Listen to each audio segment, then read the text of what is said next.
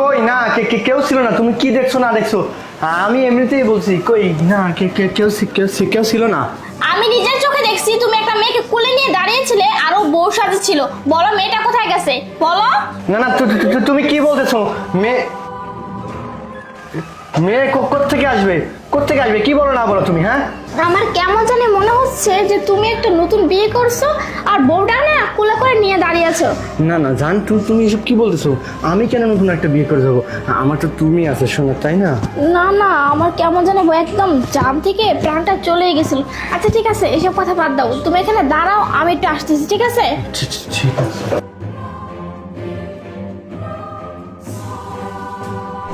নয়ন দেখো, আমি একটা ওজাকে ডেকে নিয়ে আসছি। আমার কেমন মনে হচ্ছে আমাদের বাড়িটা কেমন উলটপালট হয়ে যাচ্ছে আর আমার দমটা না কেমন বন্ধ হয়ে যাচ্ছে। আমি জানি উনি আসলে না সব কিছু ঠিক করে দিবে, তাই আমি ওনাকে ডেকে নিয়ে আসছি। আসেন বাবা।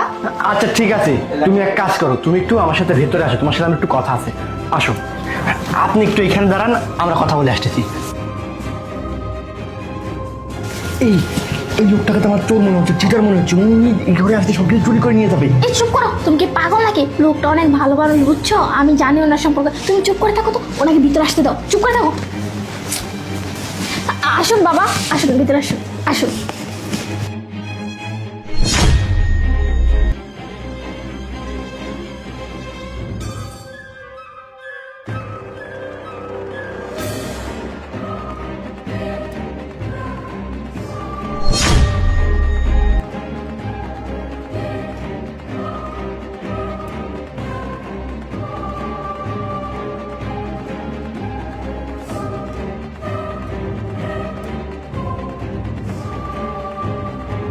এই আপনি চুরি করতেছেন কেন?